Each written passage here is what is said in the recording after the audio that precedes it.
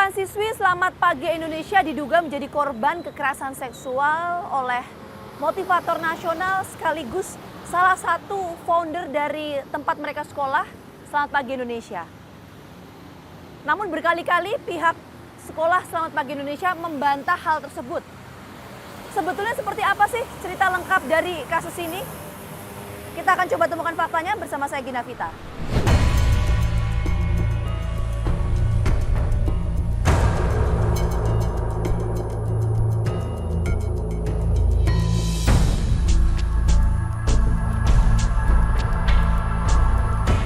Jagat dunia pendidikan kembali terguncang. Kali ini ikut menyeret seorang motivator nasional, Juwanto Eka Putra alias JE. Pria yang juga dikenal sebagai pebisnis sukses ini dilaporkan telah melakukan kasus pelecehan seksual terhadap siswi sekolah menengah atas Selamat Pagi Indonesia yang didirikan oleh sang motivator di Kota Batu, Jawa Timur sejak tahun 2007. Proses perjalanan kasus ini sendiri melalui rute yang cukup panjang.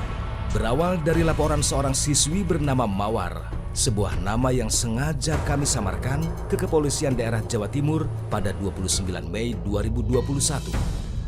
Kala itu, Mawar didampingi oleh Komisi Nasional Perlindungan Anak atau Komnas PA. Pengelola sekolah Selamat Pagi Indonesia sendiri membantah adanya kasus tersebut di lingkungan pendidikannya. Apalagi JE yang merupakan pendiri sekolah ini dikenal sebagai sosok yang mengayomi dan menjadi salah satu donatur bagi yayasan pendidikan yang diperuntukkan bagi anak yatim piatu maupun dari keluarga yang tidak mampu tersebut. Meski demikian, pada Agustus 2021, JE ditetapkan sebagai tersangka. Kasusnya mulai disidangkan di Februari 2022. Awalnya, aparat tidak melakukan penahanan terhadap JE. Nah, hal ini sempat mendapat respon negatif dari masyarakat.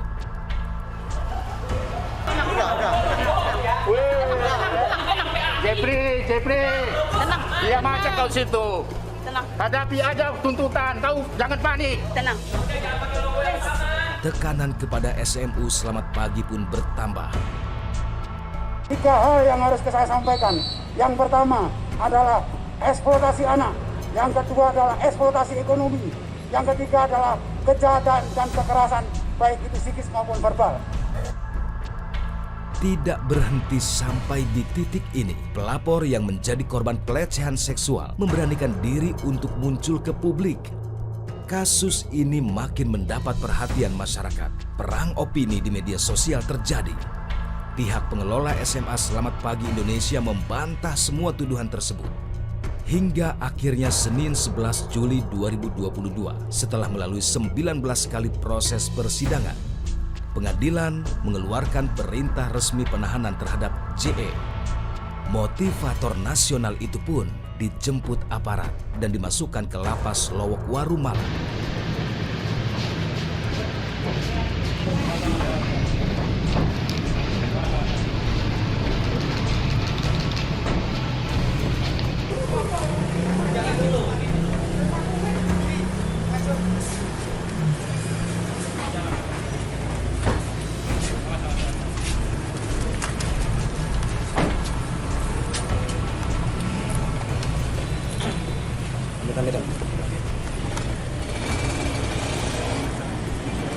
Tahanan atas nama Juwanto Eka Putra yang berdasarkan penetapan dari pengadilan selama 30 hari terhitung hari ini.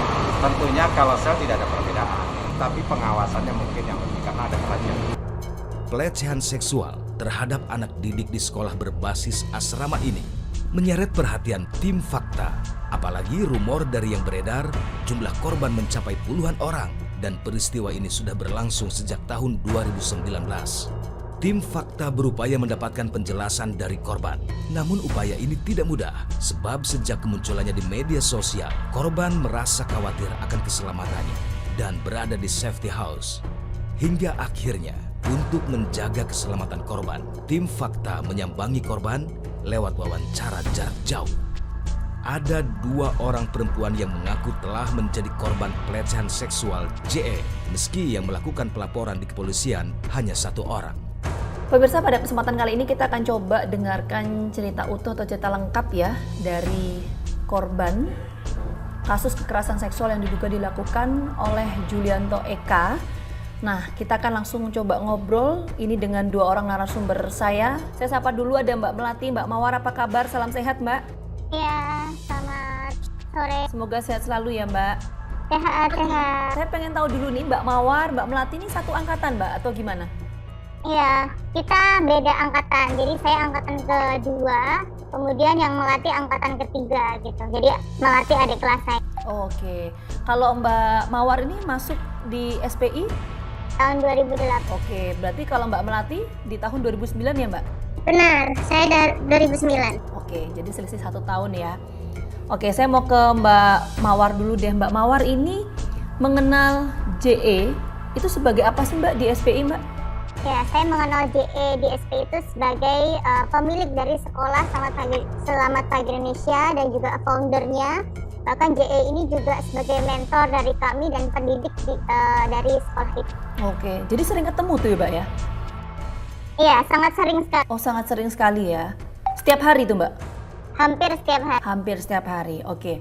Mbak Mawar, Mbak Melati, begini, yang ingin saya tanyakan juga, kalau boleh Mbak Mawar, Mbak Melati juga berbagi cerita ke kami, Mbak. Informasi yang beredar luas dan juga proses persidangan ini kan menyatakan bahwa Mbak Mawar, Mbak Melati ini salah satu korban yang mengalami kasus kekerasan seksual. Itu betul, Mbak? Betul, itu betul banget. Gimana itu ceritanya, Mbak Mawar? Ya, kalau dari saya sejak kelas 2 SMA di tahun 2009 saya sudah dapat pelecehan ataupun kejahatan seksual yang saya alami sendiri gitu sejak saya masih sekolah oleh si JE ini. Oke, itu berapa lama, Mbak, kejadian yang Mbak Mawar alami, Mbak? Dari tahun 2009 sampai di 2018. 2009 sampai 2018, itu berapa kali, Mbak Mawar mendapatkan perlakuan seperti itu? 15 kali. 15 kali? Iya. Itu kejadian di mana, Mbak? Di sekolah atau? Itu kejadiannya adalah di sekolah. Jadi sekolah itu tuh areanya sangat luas sekali. Mulai dari sekolah, di dalam gedungnya juga, di kamarnya JE. Kemudian ada di lingkungan sekitar sekolah juga. Oke, Mbak, sebentar, itu di dalam sekolah, di kamar JE, ada ruangan khusus gitu atau gimana sih, Mbak, ceritanya, Mbak?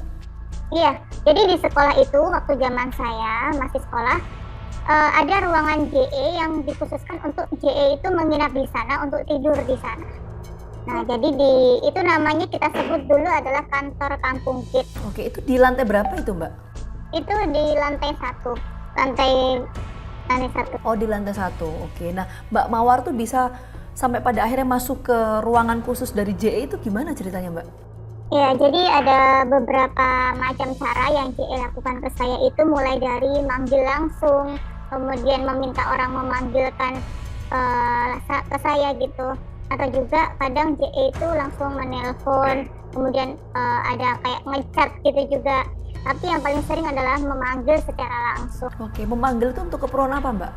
Biasanya memanggil itu untuk ngobrol, terus kemudian biasanya dia bilang kalau mau masih tahu sesuatu gitu, ada materi yang dia mau sampaikan, kemudian lebih banyak ke arah saya dimotivasi seperti itu. Oke, itu manggilnya di waktu jam berapa tuh, Mbak, biasanya? Pagi, siang, malam, atau nggak tentu waktunya? Lebih banyaknya malam. Jam berapa itu malam tuh, Mbak? Jam 12, jam 1, jam 2 gitu. Oke, jam segitu. Itu yang disampaikan ya, ingin apa, biasanya untuk memotivasi dan lain-lain gitu ya, Mbak ya? Iya, karena memang kita itu di sana seringkali meeting sampai larut malam gitu. Jadi kita meeting sampai jam 11, sampai jam 12. Kemudian setelah meeting itu yang saya diajak ngobrol sama JE. Awalnya berarti nggak ada kecurigaan sama sekali gitu ya, Mbak ya, waktu dipanggil ke ruangan JE? Iya, awalnya nggak ada. Bahkan sebenarnya waktu awal-awal kami masih sekolah, itu dipanggil JE itu adalah sebuah kebanggaan. Karena JE ini kan merupakan seorang mentor. Jadi, dan kita tahu bahwa si JE ini adalah motivator yang luar biasa sekali. Nah, orang sukses lah seperti itu. Jadi, teman-teman saya pun juga kalau dipanggil JE sebenarnya mereka bangga. Tapi kan kita nggak ada yang pernah tahu apa aja yang dialami di situ gitu. Ketika sudah sampai ke kamar JE, itu apa yang waktu itu terjadi di sana, Mbak? Ya, jadi garis besarnya adalah saya waktu dipanggil sama JE dan saya dilecehkan di beberapa tempat itu, ya JE mulai dari awalnya memotivasi saya, kemudian dia menanyakan tentang keluarga saya gitu, terus kemudian dia kayak ngomong bahwa oh kamu itu punya potensi yang luar biasa kayak gitu, saya pengen jadiin kamu seperti orang sukses. Nah sampai suatu ketika langsung saya dicium kening, dicium pipi, dan itu membuat saya sangat shock seperti itu, Pak. Dan itu sudah sampai ke 15 kali gitu. Tidak mudah bagi Mawar maupun Melati untuk akhirnya memutuskan melaporkan apa yang mereka alami kepada kepolisian. Selain rasa tidak percaya kepada siapapun, perasaan malu dan takut, kekhawatiran atas intimidasi menjadi penyebabnya. Hingga akhirnya keresahan mereka memuncak di tahun 2018. Mawar dan Melati mengumpulkan sejumlah bukti untuk mendukung laporan mereka. Berarti rentang waktu itu dari 2009 sampai 2018, Mbak Mawar ini benar-benar memendam sendiri, tidak pernah bercerita ke siapapun, begitu Mbak? Iya, betul. Saya nggak pernah cerita sama siapapun, karena kan memang bagi saya sebenarnya itu sangat malu banget. Terus kemudian saya juga mau cerita sama siapa, saya juga nggak bisa percaya sama orang-orang yang di sana juga gitu. Tapi ketika kejadian itu di sekolahan gitu ya Mbak ya, di internal sekolah, kondisinya emang sepi, rame atau gimana sih Mbak sebetulnya? Kalau waktu zaman saya sekolah itu ada kadang rame, ada kadang sepi, cuma setiap kali JE manggil saya itu selalu dalam keadaan sepi. Gitu kan malam-malam biasanya, jadi nunggu orang lagi tidur semua. Kadang dia manggil saya tuh di ruangan yang memang nggak ada orang kayak gitu. Bahkan saya dikerjainnya juga di situ, di ruangan guru itu, di ruangan kelas juga. Oh pernah itu? Iya kan, waktu itu kan malam hari, jadi nggak ada siswa yang berkegiatan di sana. Nah kalau Mbak Melati sendiri gimana Mbak? Kok tadi Mbak Mawar itu kan mendapatkan kasus kekerasan seksual dari tahun 2009 sampai 2018. Kalau Mbak Melati gimana tuh Mbak? Ya, kalau saya pertama kali mengalami pelecehan seksual itu saat sudah lulus. Jadi lulus SMA tahun 2012, selang beberapa bulan setelah itu saya mengalami pelecehan seksual. Itu di usia berapa itu Mbak? Waktu itu baru 19 awal. Oke, berarti itu maaf dari tahun berapa sampai tahun berapa Mbak Anda mengalami? Kejadian 2012 sampai 2018. Itu berarti sudah berapa kali tuh Mbak? Total yang dilecehin itu kan mulai dari cium-cium kayak gitu, dari awal JE berusaha. Nah itu total saya dilecehin kurang lebih 11 kali. Itu kejadian semuanya di dalam sekolah? Enggak semua di dalam sekolah, ada juga yang di luar lingkungan sekolah gitu. Salah satunya di kamarnya JE, terus habis itu kamarnya JE dulu kan sebelum yang sekarang itu jadi JE ada 2 tempat. Kalau dulu sebelum adanya hotel itu berdiri, dia di gedung sekolah. Terus setelah itu saya juga mengalami pelecehan itu di gedung hotel yang sekarang menjadi kamarnya JE. Nah itu ceritanya gimana Mbak? Waktu itu Mbak Melati bisa masuk ke kamar JE sama juga dengan Mbak Mawar, sempat waktu itu di WA atau gimana Mbak ceritanya? Jadi itu tengah malam di WA, karena di sana kan kita kayak biasa meeting sampai pagi gitu Kak. Karena JE bilang saya mau ngobrol sama kamu kayak gitu. Nah saya naik, terus saya langsung diajak ke kamarnya gitu. Oke. Nah ketika sudah bertemu dengan JE waktu itu apa yang sempat diobrolin Mbak? JE itu kebanyakan dari saat dia mau melecehkan itu pasti dia kayak nanya keluarga, tanyain motivasi. Jadi dia ngomong tentang motivasi dulu, terus dia bilang kalau ya kita ini beruntung tinggal di sana gitu, karena masa depan kita jauh lebih aman kalau kita tinggal di dalam area sekolah SPI dibanding kalau kita keluar kayak gitu Kak. Jadi macam-macam, setiap kali pemanggilan tuh beda-beda gitu, tapi kebanyakan memang diawali dengan motivasi. Dan itu Mbak Melati sendiri ya di sana ya? Sendiri. Terus apa yang kemudian terjadi Mbak waktu itu Mbak? Mungkin tidak usah dijelaskan secara detail ya Mbak ya? Mulai dari peluk, terus habis itu cium kening, cium pipi, kayak gitu. Jadi memang kita saya berusaha dari awal tuh berusaha nolak gitu Kak. Kenapa sampai 11 kali? Itu karena di awal itu saya nolak, dia cari cara terus gitu. Ya dia ngelakuin berulang gitu. Jadi sempat memberontak waktu itu Mbak?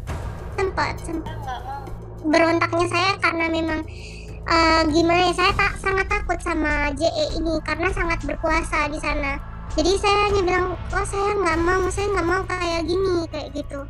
Terus saya maksa untuk kembali, karena itu dilakukan juga di area belakang, di warung kampung, jadi di sekitaran danau di belakang sekolah gitu.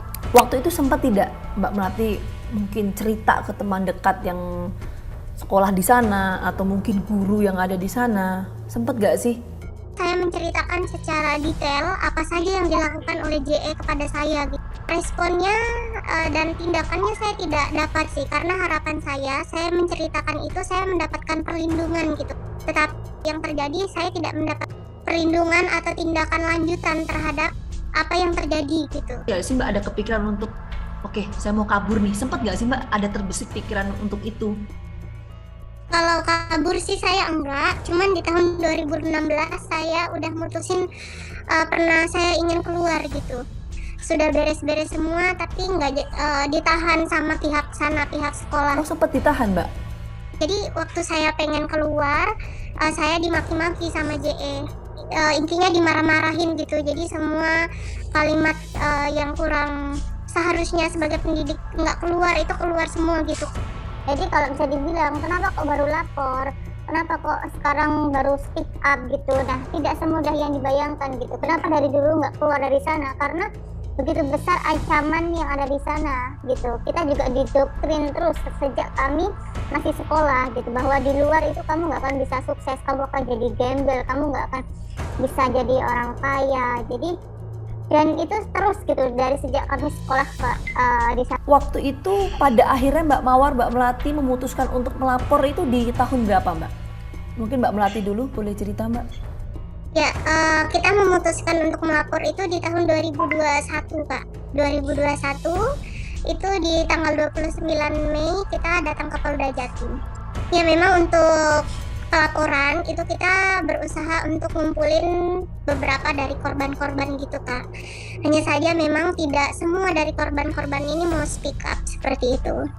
Nah, salah satu yang menjadi barang bukti atau bisa kita bilang petunjuk gitu, kita bawa salah satunya adalah recording dari CCTV. Mbak mungkin boleh Mbak cerita ke kita Mbak, untuk yang CCTV itu menggambarkan apa ya Mbak ya?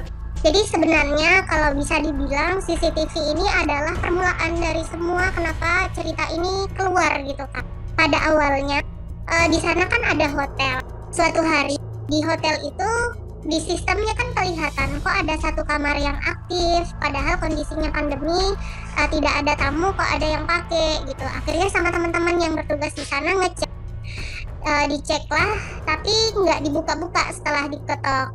Nah setelah itu mereka udah pakai kunci floor, kunci umum untuk satu lantai itu, nggak bisa kebuka juga. Nggak lama dari situ keluarlah satu kakak yang sekarang masih tinggal di sana. Dia keluar, terus dia bilang sama teman kita yang lagi ngecek, dia bilang oh saya gitu. Si kakak ini yang keluar dari kamar, kakak A, kita sebut aja kakak A, dia dorong nih teman kita ke arah pintu darurat.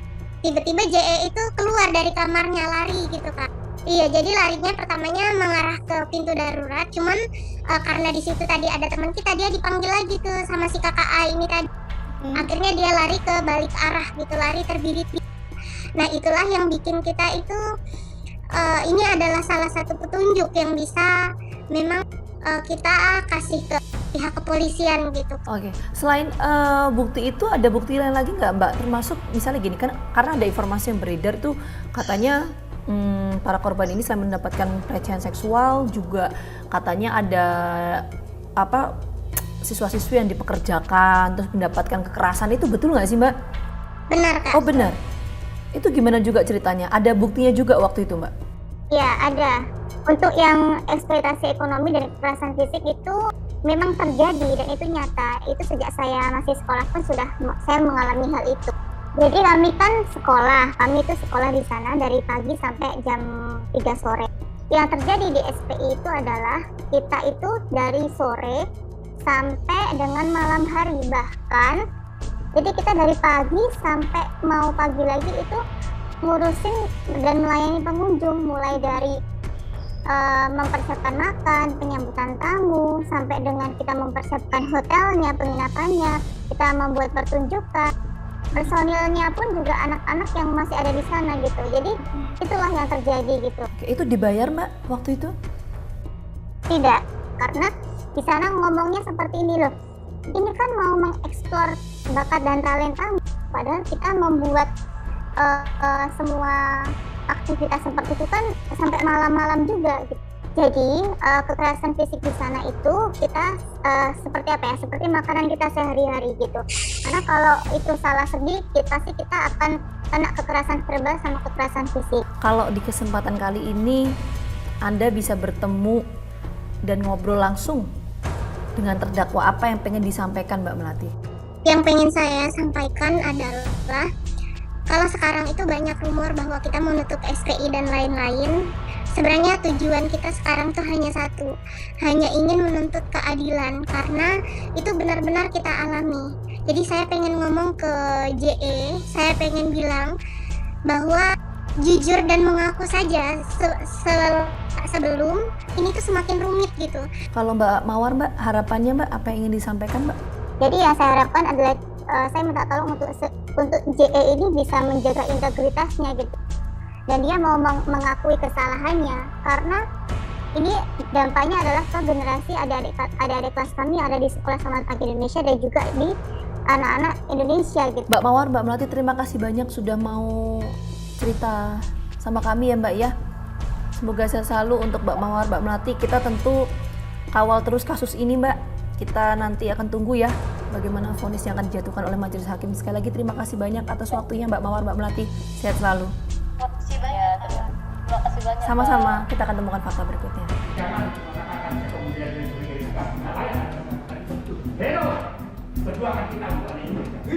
Tidak mudah membawa kasus ini ke tahap proses peradilan seperti yang saat ini tengah berlangsung. Apalagi mereka yang menjadi korban awalnya tidak tahu harus menggunakan cara apa agar kasus ini bisa diproses secara hukum. Hingga akhirnya para korban bisa bertemu dengan Komnas Perlindungan Anak yang dinakodai Aris Merdeka Sirait. Dari Aris ini pula disebutkan awalnya jumlah korban berkisar 40 anak. Untuk kasus SPI itu 1 tahun yang lalu terungkap kasus ini, 14 itu dilaporkan di Polda Jawa Timur ya, pada 29 Mei 2021, di mana korban-korbannya itu terjadi pada usia anak pada saat mereka duduk di SMA itu artinya usianya antara 15-16 tahun. Lalu pelaporan yang dilakukan di lokusnya di Batu itu lewat hotline-nya dan langsung pelaporan itu di Polres Batu itu ada sekitar 28. Itu artinya kalau di total semua 40-an lebih, tetapi yang resmi sudah di BAP di Polda Jatim dan sudah resmi juga dalam BAP itu diperiksa di pengadilan, itu artinya secara hukum memang diwakili oleh 1 orang yang berinisial S. Ketika 2 orang saksi pelapor itu melapor di 21 Mei 2021 baru diikuti terus minggu per minggu, hari per hari untuk kebetulan Polres Batu itu membuka hotline sehingga banyak alumni-alumni yang sudah ada, bahkan ada disinyalir juga yang masih aktif di sana pernah mengalami hal yang sama. Yang terkonfirmasi yang sudah diperiksa saya mau katakan baru 14. Iya, pada saat kita terima laporan di Maret 2001, dokumen-dokumen dan saksi pelapor itu menceritakan sesungguhnya peristiwa tahun 2008, 2009, 2010 itu sudah disampaikan kepada manajemen SPI, kepada kepala sekolah, kepala yayasan atau ketua yayasan untuk minta perlindungan supaya JE itu tidak melakukan kejahatan seksual itu, tapi diam saja. Bahkan ada 1 korban itu untuk meyakinkan kepala sekolah itu sampai bersumpah di atas Al-Quran bahwa itu terjadi gitu loh. Ngomong ke korban ini gimana waktu korban melaporkan nih? Sudahlah terima aja. menyampaikan seperti itu? Iya seperti itu disampaikan oleh saksi korban kepada saya. Itu yang menjadi saya marah terhadap itu. Karena itu berdasarkan Undang-Undang Perlindungan Anak, seseorang yang mengetahui kejahatan seksual dan menerima laporan itu tetapi tidak berbuat itu bisa tindak pidana pembiaran. Oke, sebentar Bang. Dialognya kira-kira seperti apa? Ya sudah. Ya sudahlah, terima aja. Oke, gitu loh. Ya artinya itu kan membuat kekecewaan dengan bahasa yang sederhana itu kan, baik itu dilakukan oleh kepala sekolah maupun ketua yayasan. Itu menurut penjelasan dari saksi korban dan itu juga dijelaskan kepada penyidik. Bahkan ada kakak adik ya yang menjadi korban. Itu juga memberitahu supaya menghentikan sampai dia keluar kakak adik itu sebelum mendapatkan imbalan-imbalan yang dilakukan oleh manajemen. Menurut keterangan Fuad Dwiyono, Ketua Komnas Perlindungan Anak Batu yang paling awal menerima informasi ini, lambatnya penanganan membuat banyak anak yang semula hendak melapor dan menjadi saksi banyak yang mengundurkan diri. Ini diduga disebabkan adanya intimidasi dan ancaman terhadap para korban. Hal ini terjadi justru karena jeda antara pelaporan dan proses hukum yang dijalankan terlalu panjang dan pihak pelapor cenderung tidak menerima informasi atas perkembangan kasus. Tidak hanya kasus pelecehan seksual, belakangan Komnas Perlindungan Anak Batu juga menyampaikan bahwa telah melaporkan kasus kekerasan dan eksploitasi anak yang dilakukan di SMA Selamat Pagi ke kepolisian. Sebetulnya kalau dari cerita korban sendiri Pak, yang diceritakan ke Pak Fuad itu gimana sih Pak awal mulanya? Jadi yang jelas bahwa memang mereka ini terus terang bahwa saya secara langsung mendampingi korban mulai dari pemeriksaan di Polda 10 hari. Saya merasakan bagaimana, saya bisa membayangkan bagaimana kesedihan, ketakutan yang begitu luar biasa. Karena kita tahu bagaimana apalagi pada saat itu juga terjadi ketika pelaporannya pun juga tidak dilakukan, artinya di pemeriksaannya juga menurut kita sangat lambat, 67 hari kalau nggak salah kita tanpa informasi ketika kita laporan. Itu juga banyak yang akhirnya menyisakan ancaman, intimidasi. Kita punya bukti-bukti orang-orang yang memang mengancam korban untuk tidak melaporkan. Itu bisa kita sampai hari ini. Jadi ancaman-ancaman itu terus akhirnya ya kita beruntung bahwa anak-anak ini bisa tetap kuat ya. Oke. Karena seperti Intimidasinya tuh bentuknya seperti apa? yang jelas ancaman. Jadi di situ bisa juga jadi semacam artinya bahwa mereka tidak seperti yang ada di dalam SPE ya.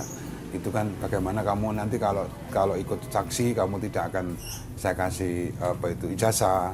Terus kalau yang di luar itu adalah intimidasi terkait juga dengan ancaman keluarga dan juga keselamatan dia karena ya seperti apa itu Pak? Misalnya yang di luar SPI maksudnya sudah lulus gitu ya? Ya, tahulah begini gimana? bahwa semua informasi ada di saya, tempat tinggal kamu, keluarga kamu jangan melakukan upaya-upaya untuk membantu menjadi saksi di dalam pengadilan.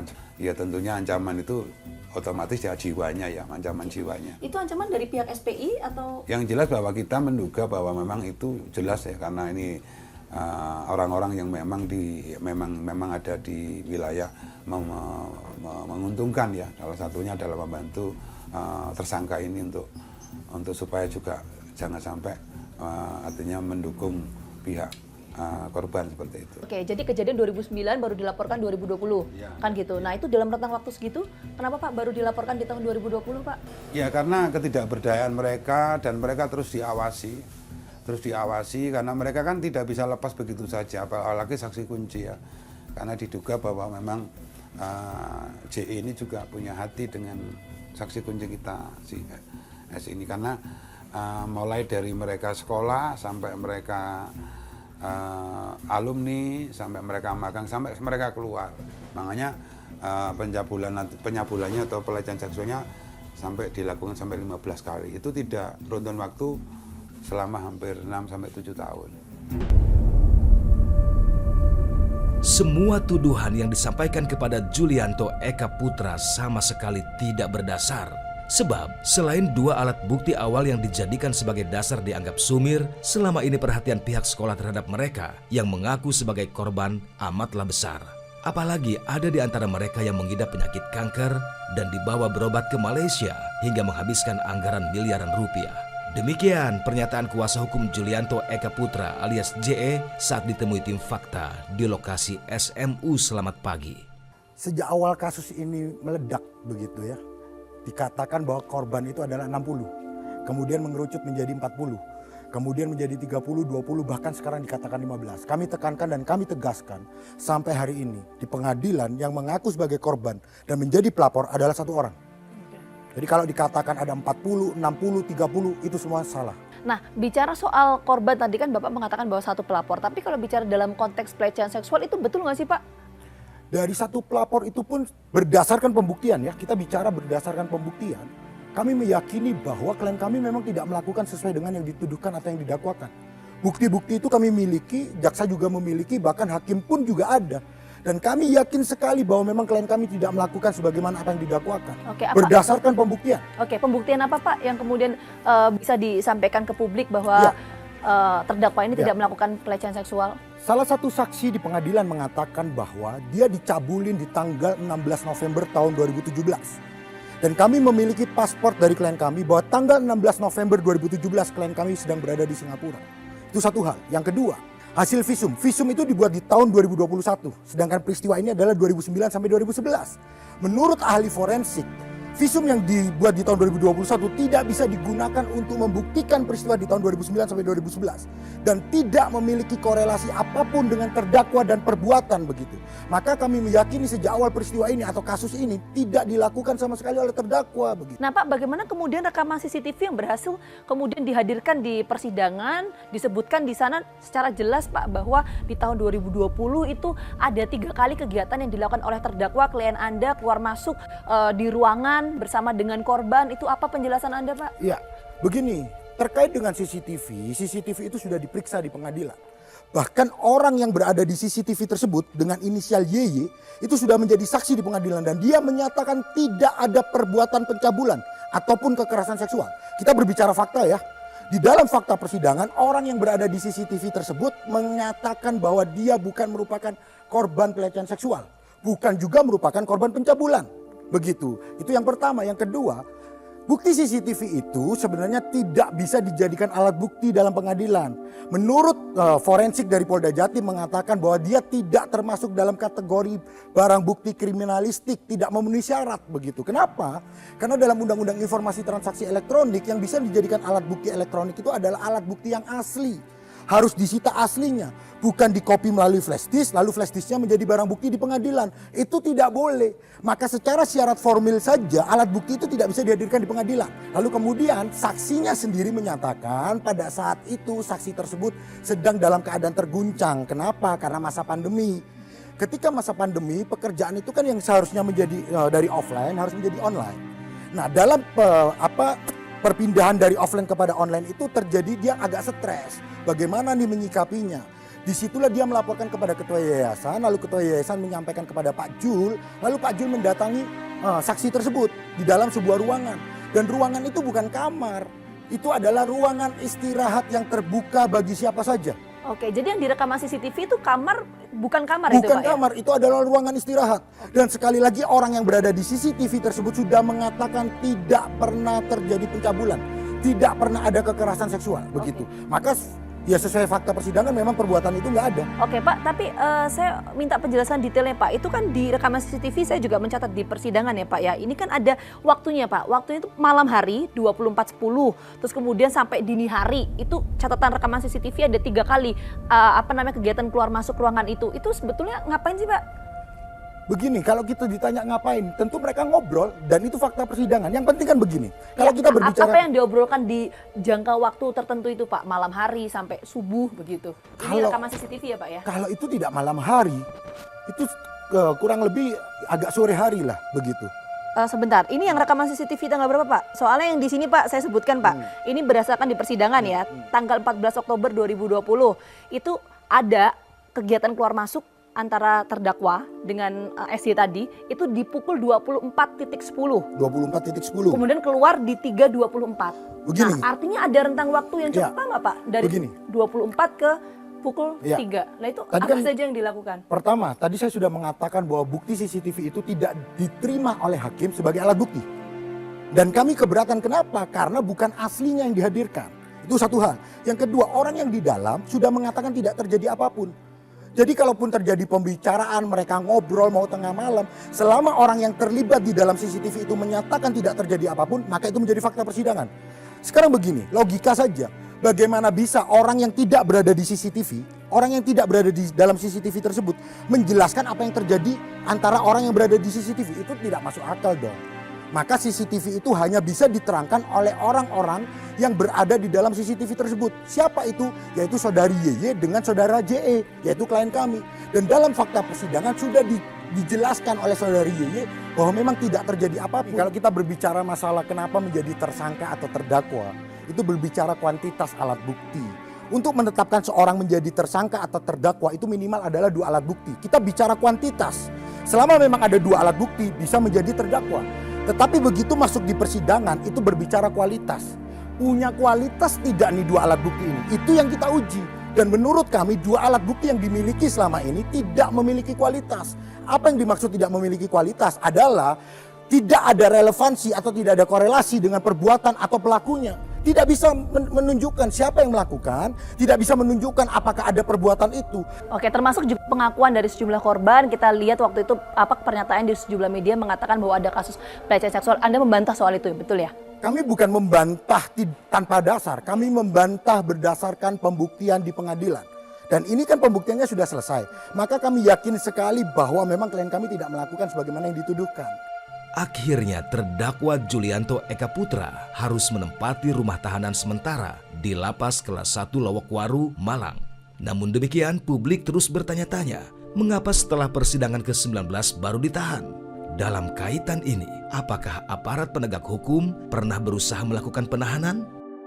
Jadi sebetulnya kalau kita flashback itu, JE ini kan sudah kita sidangkan sejak 16 Februari 2022, kemudian kita sudah pernah memohonkan kembali itu awal di sidang tanggal 13 April 2022, tapi pada saat itu majelis hakim masih mempertimbangkan ya terkait dengan permohonan penahanan yang kita ajukan, tapi kemudian tanggal 11 Juli 2022 kita ajukan kembali dan pada hari itu juga majelis hakim mengabulkan permohonan kita untuk kemudian keluarlah penetapan penahanan rutan terhadap JE tersebut. Oke, jadi pengajuan untuk permohonan penahanan ini sudah dilakukan sejak persidangan pertama kali ya Pak ya? Sudah, betul ya Pak? Ya. Oke, nah ini komunikasi yang dilakukan antara kejaksaan dengan majelis hakim seperti apa Pak? Saya pada akhirnya diketok palu, oke, terdakwa ini resmi ditahan.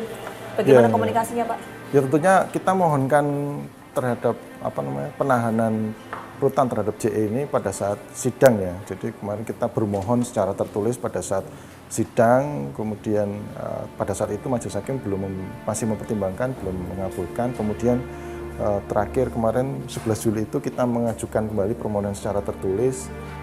Saat itulah kemarin keluar penetapan penahanannya oleh majelis hakim seperti itu.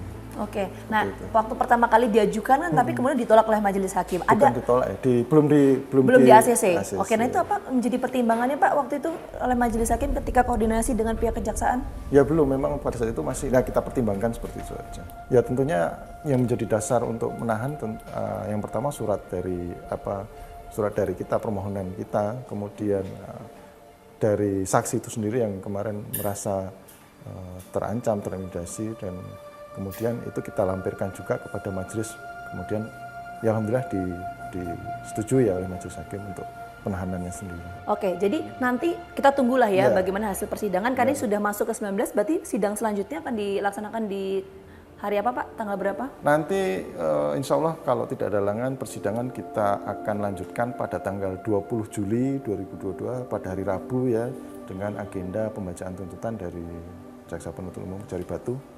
Kita tunggu saja nanti hasilnya seperti apa. Proses hukum terhadap terdakwa yang merupakan motivator nasional sekaligus salah satu founder dari Sekolah Selamat Pagi Indonesia masih terus bergulir di persidangan. Bahkan pada pekan ini agenda persidangan terhadap terdakwa yaitu pembacaan tuntutan dari Jaksa Penuntut Umum. Kita tentu akan melihat nanti bagaimana kacamata majelis hakim melihat secara utuh kasus ini.